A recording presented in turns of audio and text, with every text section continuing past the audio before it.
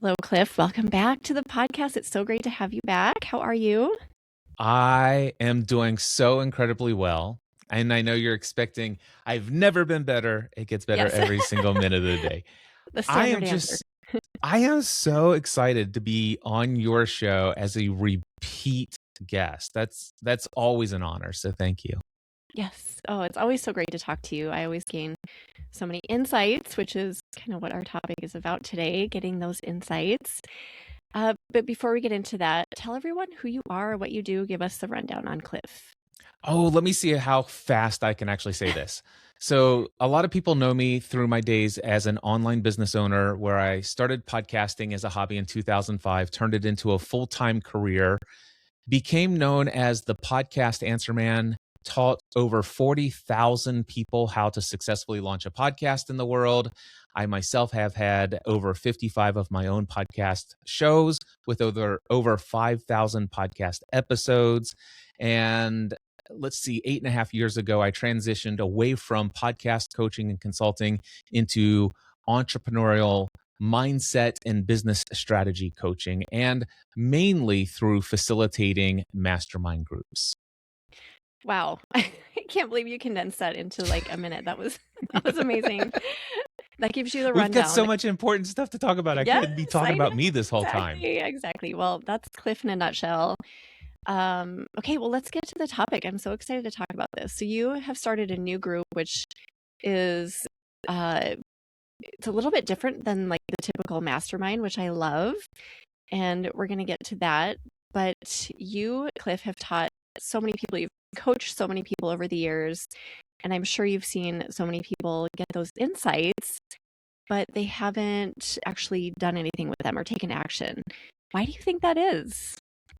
Well, one thing that I've noticed year after year, because I've been facilitating weekly mastermind groups since October 2010, and I tend to attract a large audience of high achievers.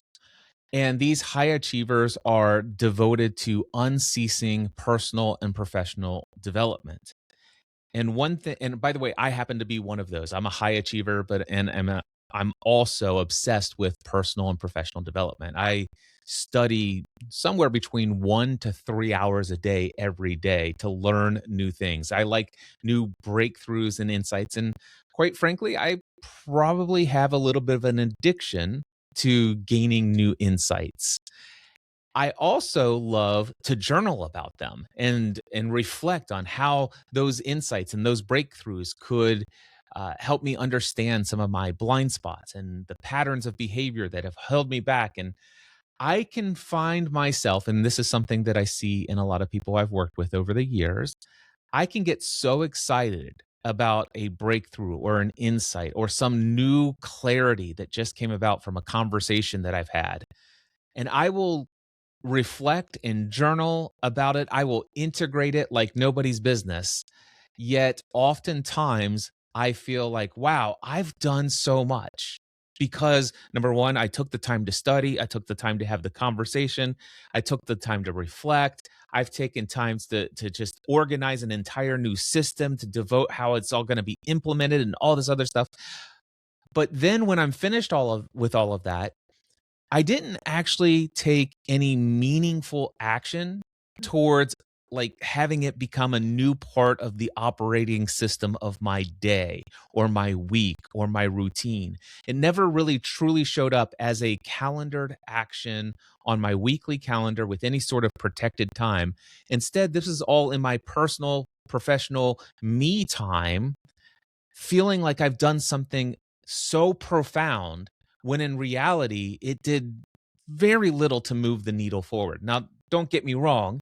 As a coach, I see that stuff show up in conversations. An insight will come up and I can share it like nobody's business with a client, and I I can facilitate breakthroughs and insights, and I can feed other people's addiction to gaining insights Mm-hmm. and reflecting and having breakthroughs and feeling like that's so productive. But it's really not productive if it's not committed to some sort of calendared action where it's helping you reach a desired outcome. So that for me is where I feel like most people are stuck. They actually have lots of breakthroughs, they get lots of clarity, they are involved in growing personally and professionally, but after they've journaled and reflected and all that other stuff, they feel like, wow, that was so valuable, but it didn't really move the needle forward. Yeah, I can relate to that feeling like internally so many things have happened, but then outwardly, have I actually done anything with those insights? So, how do we get to the point where we turn the insights into actual action? Well, I think there's a strategy that I have. So I created a for this new mastermind group. It's called Next Level Mastermind Momentum, and the name of the group is based upon a new methodology that I walk everyone through. So the first thing is for you to have your insights or breakthroughs or this newfound clarity to be valuable at all, you have to almost go back to some foundational questions. The first one is, what is your desired outcome? And Megan, you'd be surprised how many people come to a hot seat or a coaching session with me and they say, hey, Cliff, I just finished this online course, or I just read this book, or I just went to this conference and I sat in on this session. And now I want to implement this tactic in my business. And I'm like, okay, question for you. What do you hope this will help you achieve that you're not currently experiencing in your personal and or professional life? Basically, that's another fancy way of me asking what's your desired outcome if you actually successfully implement this. And the number of times that I just hear crickets, well, I haven't really thought about that. It seems like this is what the trend is. This is what everybody's doing. And so that's why I want to do it. I'm like, well, okay, that's wonderful. Let's see if there could be some sort of valid reason for you to devote the time, effort, and energy. Because the last time you and I chatted, I recall you suggesting to me that you're stretched on time. It feels like you're overwhelmed with too many things on your to-do list. And so this seems to me like it's going to add more requirement for you to commit. So my question is can we sit down and have some dialogue about why what or actually what do you hope this will achieve? How will you know that this is successful? Let's just say 3 months from now or 3 years from now, if you succeed in implementing this, how will your life be different? Explain that to me. And eventually we get to some clarity about what the desired outcome is. And I'm like, okay, great. Now, my next question for you, and then this is another one that many people don't have the answer for. Why is this important to you, this desired outcome? Right now. Not why is this important that someday I achieve it, but why is it important that right now this gets your attention? Right now, this gets your focus. This gets your consciousness, a portion of it every single day, or at least a couple of days a week, each week for the next several weeks. Why is it essential right now that you pursue this? Or why now? And most people don't have the answer to the question why, but oftentimes they'll come up with some answers that sound really good, like this is why I should want it. And then I press them even further. I say, why now? Why this week? Why are we having this conversation today? And it's fun to see how many people don't have any real tie to the urgency of this action or of this outcome. And when you don't either know what your outcome is and it's not urgent, I can assure you this, if it's something you don't already know how to do and you didn't just jump in and do it, it's usually something that's new, which comes with a lot of discomfort and oftentimes is going to and you're going to encounter obstacles. I don't know about you, Megan, but every time I do something new, I don't know what I don't know. And there's usually a hurdle to jump over or an obstacle to get around or some fog or confusion about what is the next step. And when there's so many other demands of the other commitments that I have on my calendar, not to mention the fact that just the things that show up in life outside of business, it's easy to put things off. And if you don't know what it is that this is going to achieve for you. And if you don't know why it's essential that this gets done now and not delayed, in other words, what's at risk if you put this off? If you don't have that clarity, you won't have the fuel to get you beyond the obstacles, to overcome the hurdles. And so those are the first two questions. What is your desired outcome? Why is this essential right now? And then the third question is, um, what's standing in the way? What decision are you facing? And getting that clarity. And once you figure out, okay, this is where I'm stuck, you sometimes just have to say it out loud. And as somebody else hears it, whether it be your coach or a fellow member of the mastermind or some friend of yours, some sort of peer group that understands this life that you're living as a business owner, oftentimes they're able to see things from a different perspective. Sometimes you're not able to see an outcome that's different than the way that you're perceiving the situation. And this is often somebody comes to me and says, okay, so I want to achieve this. This is what's standing in my way. And as far as I know, I either have to do A or I have to do B, and I need help deciding which one to pursue. And by the way, A is not a desirable option and B is not a desirable option. And so which of these is the least desirable option should I pursue? And through a mastermind group experience or a coaching session, the person who's actually not limited by being inside the bottle can read the label from the outside of the bottle. It's like, what about options C, D, E, F, and the infinite number of other options that are available? Well, what are you talking about? Well, what have you ever thought about this? It's like, oh my gosh. And immediately something unlocks and there's clarity, there's an insight, there's a breakthrough just because we've had all of these three questions answered. And next, it's like, wow, okay, now I have clarity, I have breakthrough, I have insight. And then the question becomes, what do you know now that you need to do next that you didn't know before?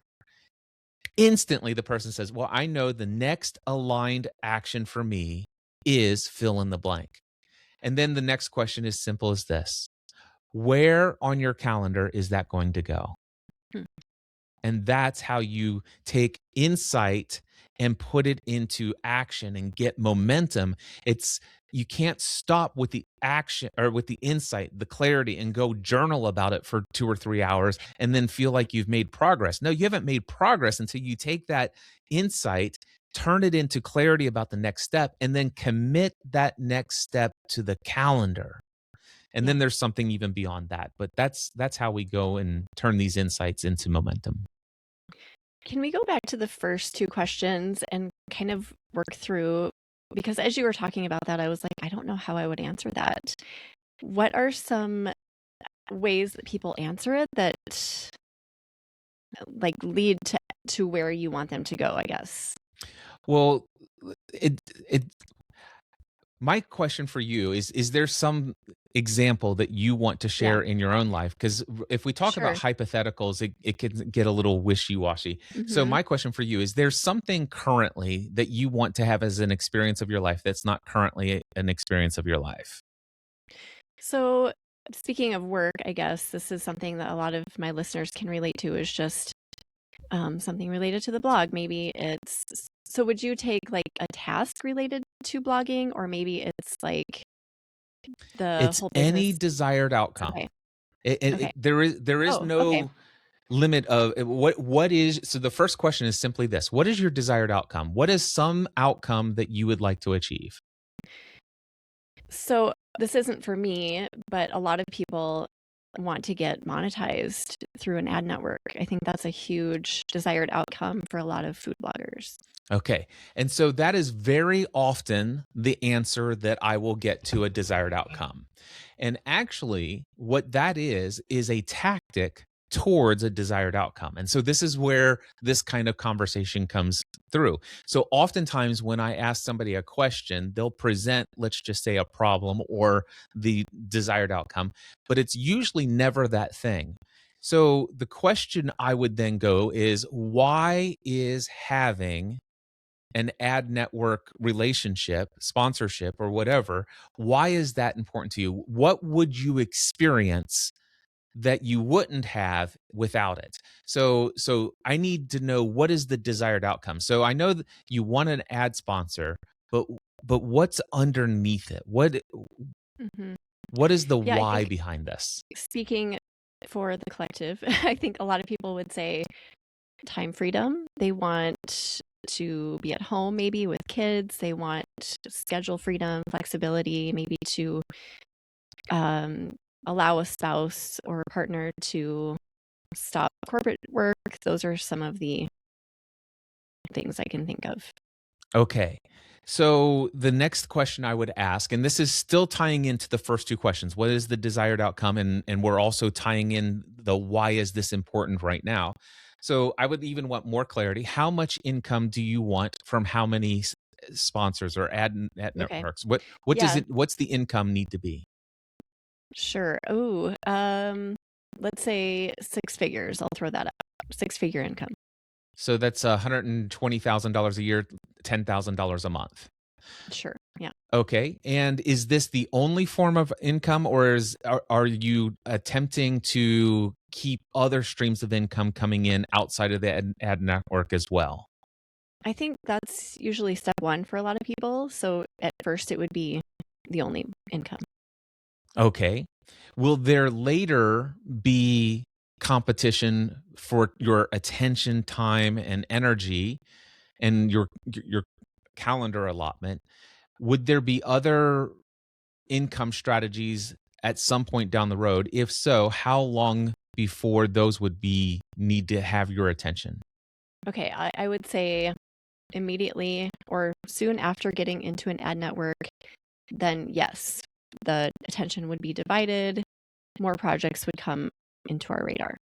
Okay, so is it safe to say that your desired outcome is that you get into an ad network that will produce consistently $10,000 per month consistently from ad revenue from the ad network? Correct. Would you be willing to put off the pursuit of any other income opportunities until that is achieved? Yes. All right. And what's at risk if you don't achieve $10,000 a month? Energy would be split into pursuing other things or finding a job outside of entrepreneurship. Okay. So now what we have is we have more clarity about what that desired outcome is. We know that they want $10,000 a month coming from an ad network income stream. We now have picture of a spouse being able to leave the day job. We know that all of the reasons why this is important, why it's now.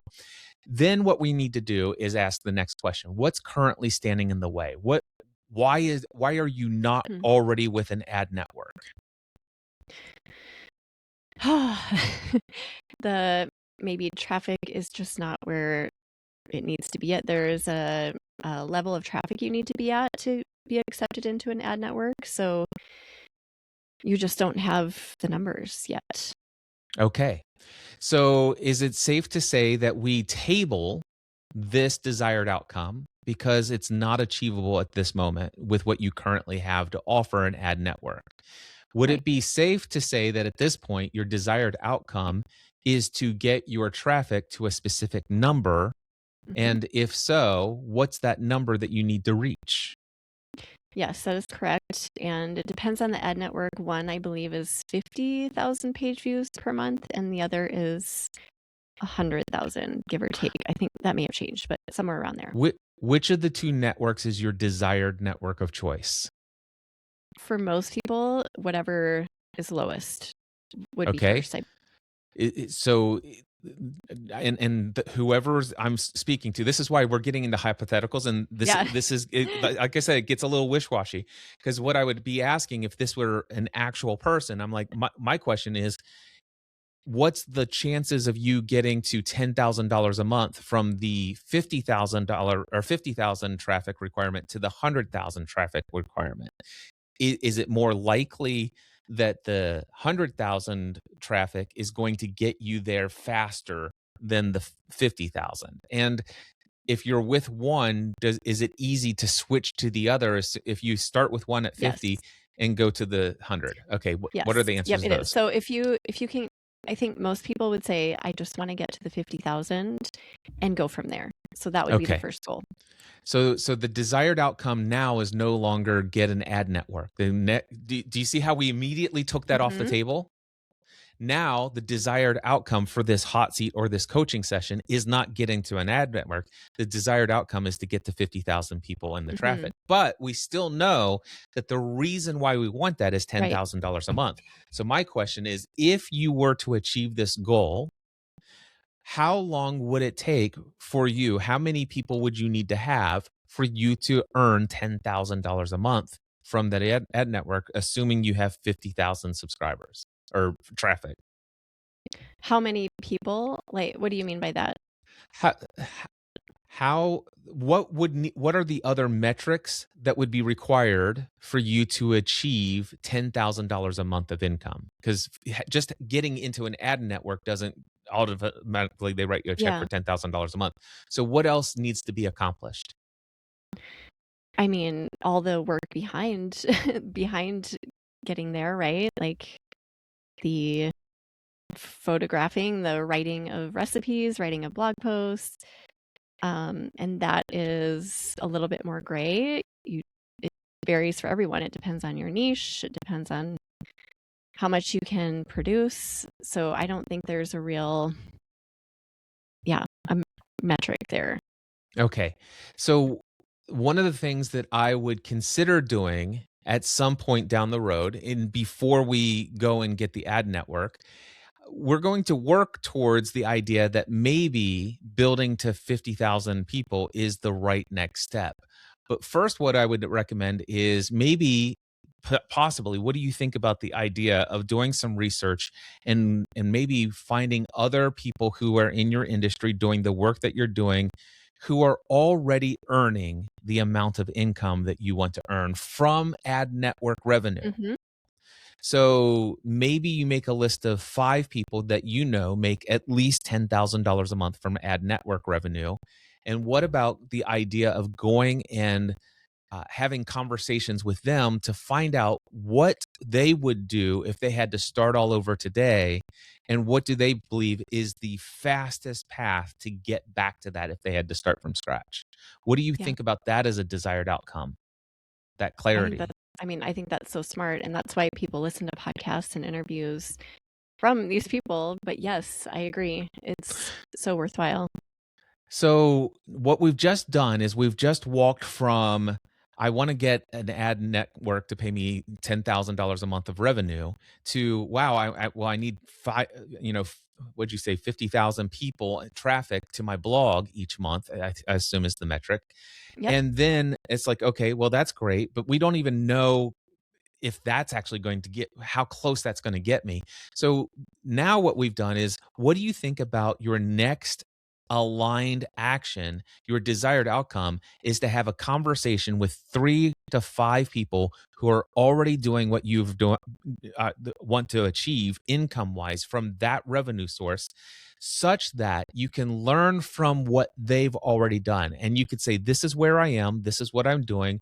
Ask me questions. Where are my blind spots? Can you give me advice? If you had to do it all over again, gather all of that stuff and say, listen, I'm considering this and considering this. And by the way, I think my next step after this is growing my viewership to 50,000 per month. Is that the next right thing for me to focus on?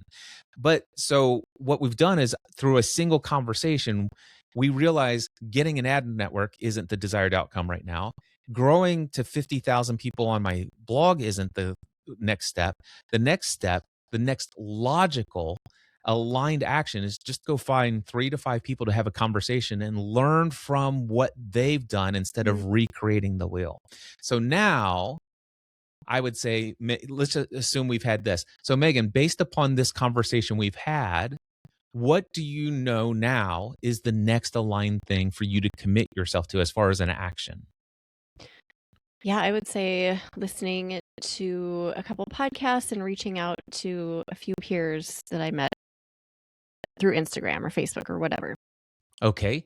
So real quickly, how many podcasts do you think you should listen to, and which podcasts? I'm going to listen to Eat Blog Talk because they interview these exact people, and I'm going to commit to 2, and I'm going to reach out to 3 people who I have met online. Excellent. So my question for you is, how long will it take you to go through did you say 2 episodes of Eat Blog Mm-hmm. Talk? Yep. Okay. How long will it take you to find those 2 episodes that you're going to consume and then listen to them? 2 hours tops. Okay. And what day of the week within the next 1 to 2 weeks would you be able to block out 2 hours of your time in your calendar for this purpose? Absolutely. Okay. Which day though? So Oh, basically yeah. what I would say is I would have you pull Yeah. up your Tuesday. calendar. Tuesday at noon. Okay, Tuesday at noon. Wonderful. And then, so Tuesday at noon, so from 12 o'clock to 2 p.m. On a scale of 1 to 10, how likely are you to do only that for those 2 hours? Meaning that you won't be interrupted by your dinging on your phone, any other emails. You are just absolutely laser focused. I will protect this time and do nothing other than this action for those 2 hours. On a scale of 1 to 10, how likely is that to happen? 10. Wonderful. So that's going to happen next Tuesday. You and I are scheduled to talk again in about 3 weeks. Will you report back and let me know how things have gone? Absolutely. Wonderful. Now, you said that there are 3 different people that you want to reach out to. Do Mm-hmm. you have the names of those 3 people? I do. All right. And how much time do you think you will need to successfully set aside for reaching out to them, convincing them to meet with you, getting them onto a call, and then taking all of that information and then figuring out and processing it? How much Yeah. time for all of that? 1 hour. Okay. So 1 hour to just do the research of it, but you still need Mhm. to reach out to those people, right? Yeah, I can do it all in 1 hour. Okay. You can reach out to all of those people and have the conversations with them. Okay, well, yeah, you're right. So 1 hour for reach out and setting up conversations, and then maybe another hour for the conversations. So we'll say an hour next Thursday at 9 a.m. And then the following week, And then it'll be dependent upon right. their availability. Mm-hmm. And your goal would, so basically, so what day next week did you say? Thursday. Next Thursday at 9 a.m., you're going to devote an hour to reach out to them. And then, subject to their availability, you're going to schedule calls with each of them independently.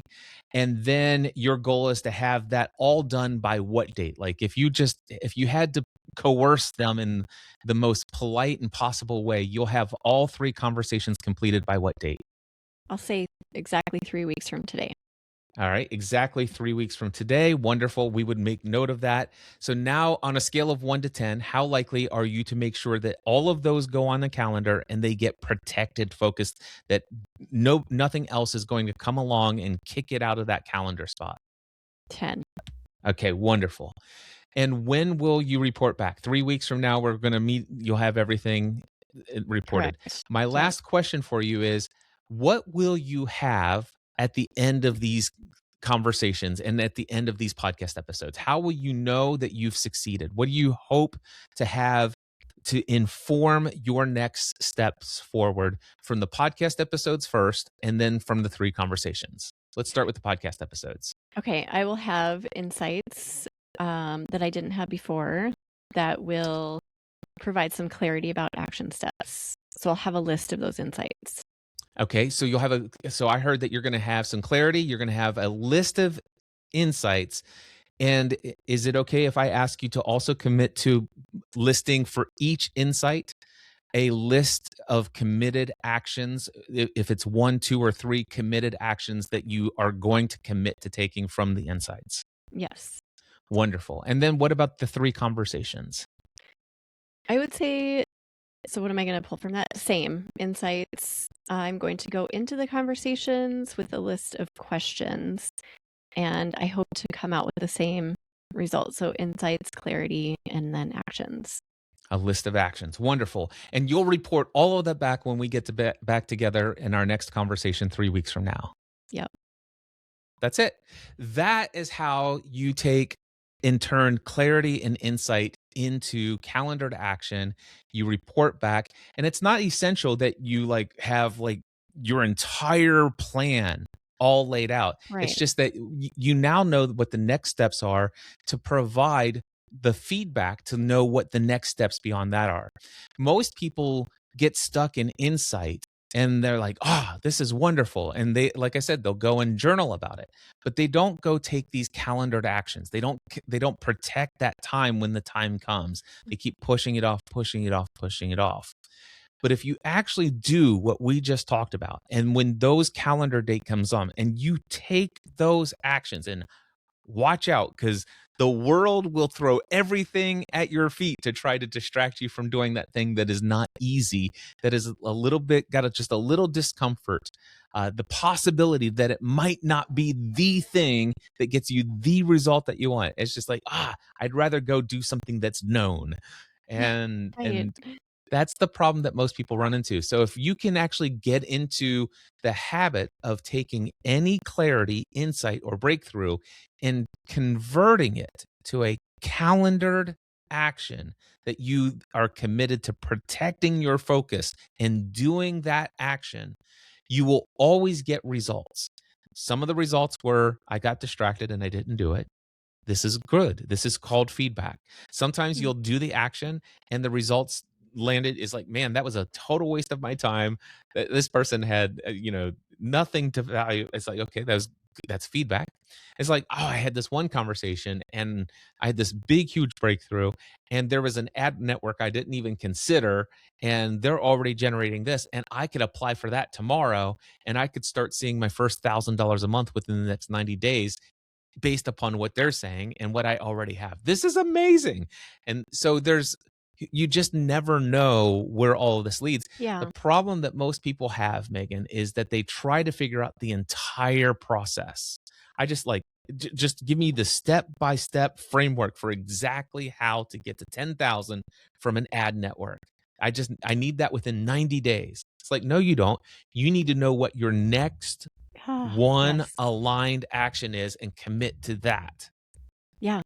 I feel like this is one of the biggest hurdles for entrepreneurs. I see this so much, Cliff, and I've done this myself in my journey at times too, but we want to see the whole big picture when the first step is the only thing that we need to look at. Yeah. I feel like this is the exact thing that we need to solve. It's very overwhelming. Yeah. So I just went on a trip from Northern Kentucky to Dallas, Fort Worth, Texas. And my wife and I rented a 15-foot U-Haul and a car tow dolly for our daughter's Toyota Corolla. And I drove 2 days to Fort Worth, Texas with my wife and my daughter in the front seat of this U-Haul. It was such a fun experience.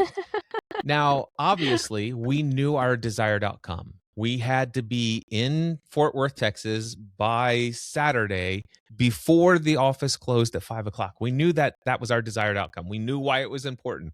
We knew Yeah. how much was at risk. We'd have to cancel we'd have to stay in a hotel if we didn't get there in time. We'd have to cancel the movers. We'd have to cancel the cable guy. We just all this stuff is like, there's no way we're going to miss this. And the thing is you might think, okay, well, I'm just going to do this, and we're going to create the entire route exactly how we're going to go there, and this is what we're going to do. This is exactly how it's going to work out.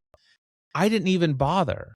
Instead, all I did was say, okay, right now, if I was to leave right now, and I drove straight through, when would I get there? It's like, okay, well, we're going to go more than halfway on the first day.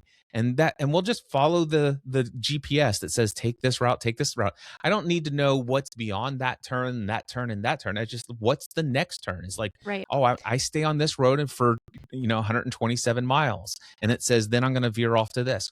I don't actually say, well, no, I don't trust that. I need to know the turn after that and the turn after that and the turn after that. The thing is 100, that's another 2 hours down the road.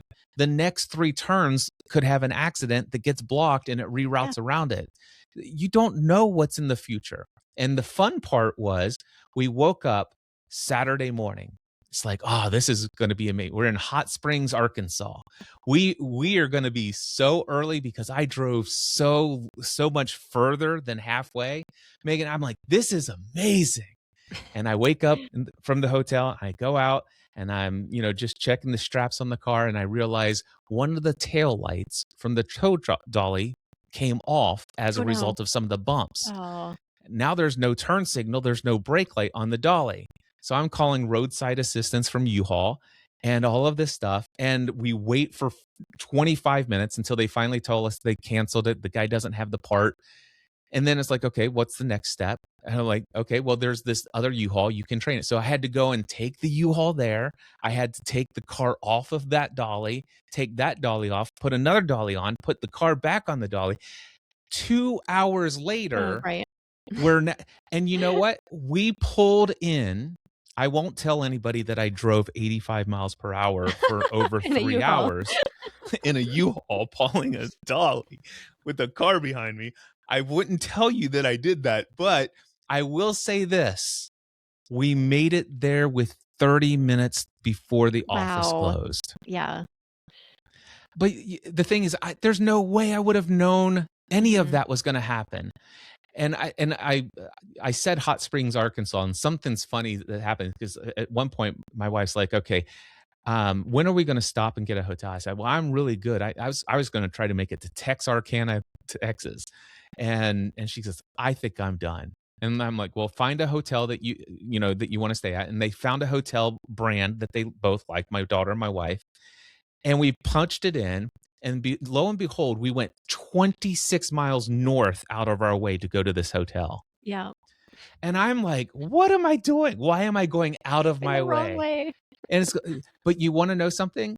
It just so happened to be, I had no clue that night that we had no taillight on the trailer, on the trolley. Right. But it just so happened to be that there was a U-Haul with an unused trolley 1 mile from that Oh hotel. gosh. So, I mean, it's like, you just never know. Yeah. But the thing is I never once lost sight of my desired outcome and why it was important. And I just kept taking the next aligned step, the next aligned step, the next aligned step. One of them may have been more unsafe than others, but that's okay. We made it there. Oh, that's such a good analogy. I love that.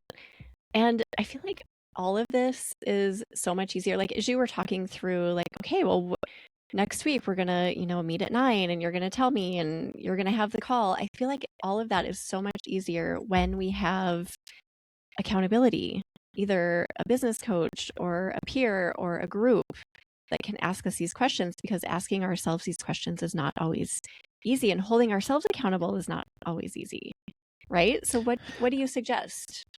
Well, I definitely suggest, and I know that you're a huge fan of both of these, either have a coach and or a mastermind group. Yeah. And both of these have been a part of my life ever since I started my business. I can't imagine going through business and trying to discern next steps on my own without an outside voice or a number of them. One of the ancient books of wisdom that I like to reference every now and then is the Bible. And it says, plans fail for lack of counsel, but with many advisors, they succeed. And I noticed that it doesn't say that plans fail for lack of following the advice of your counselors, but it does actually say that your plans will fail if you lack counsel. And so, but with many advisors, you succeed. And sometimes the advisors actually disagree with one another. Some of them agree with your approach. Some of them agree with somebody else's approach. Some of them come up with a whole different approach you never would have thought of.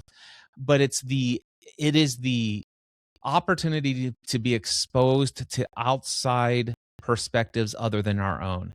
That's the one thing. There's nothing inherently wrong with any of us, but we all are limited to our own perceived ideas of what's possible, because we all have our own past experiences, the things people said to us, the beliefs that we've adopted along the way.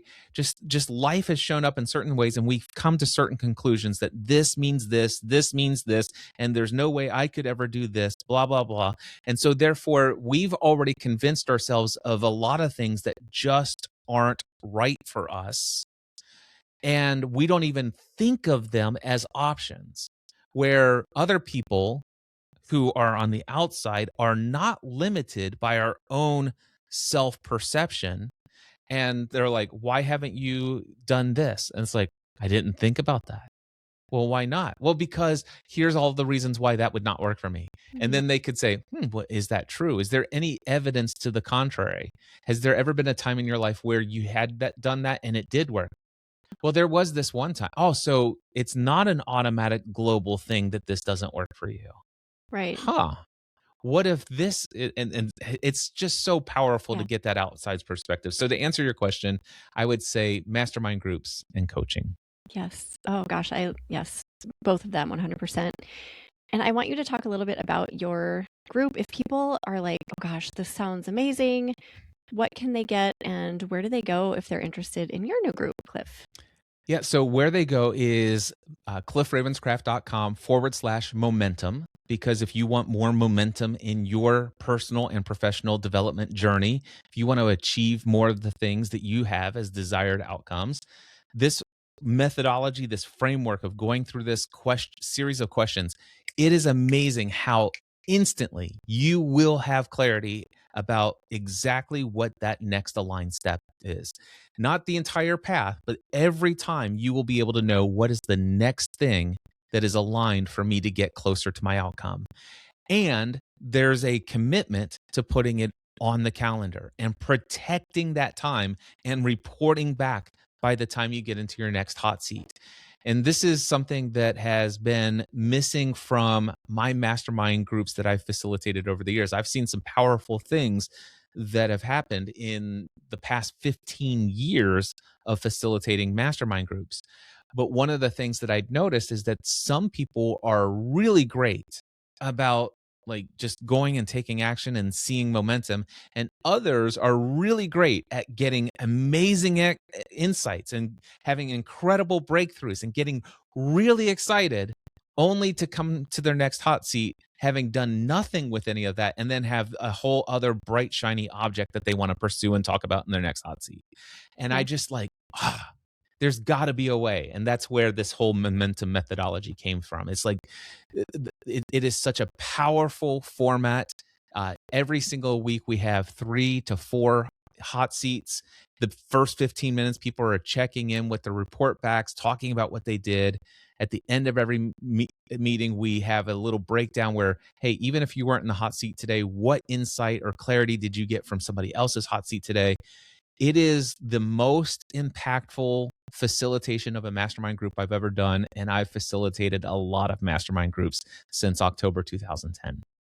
Oh my gosh, that sounds so exciting. I love the format. And I have to say, Cliff, you have changed my life. So I feel like this group is just amazing for people. I know it. Well, thank Um, you, Megan. It's yeah. been a privilege and an honor. I mean, to have the opportunity to have over what it's been 3.5, 4 years that we've worked together, and to do Mhm. one-on-one coaching with you. You're really great at coming through with insights. And one of the things I've always admired about you is your ability to just put something on the calendar and say, okay, it's on there. And I've never questioned whether it was going to get done. And Ah, that is such a rare thing hmm. in the entrepreneurial space. And it's something that I'm hoping to help more people become a part of their regular patterns of how they do business. Oh, well, thank you. And that exercise, by the way, that we went through, that you do that on your calls. You say that to me whenever we would meet. You would say, "Okay, are you going to do this next Wednesday? What time? Do you have it on your calendar? Open your calendar." And that was so helpful. I would have it there, so the next week I'd be like, "Oh, I committed to this. I'm going to do it." So, yeah, it really does work. It does work. Yes. Thank you so much, Cliff. Okay, one last time, your website and where people go, and then we'll say goodbye. Yep, my website, cliffravenscraft.com/momentum. And I would love to entertain any questions you have about it after you see all the details that are there. My guess is that if you have resonated with anything that I've said anywhere in this interview, if you read that page, it will speak directly to you. You will know that this was actually meant for you. Yes, I love it. Well, thank you so much, Cliff, for joining us. We're so grateful for your insights today. We're going to go take action on them now. And thank you for listening, Food Bloggers. See you next time. See ya.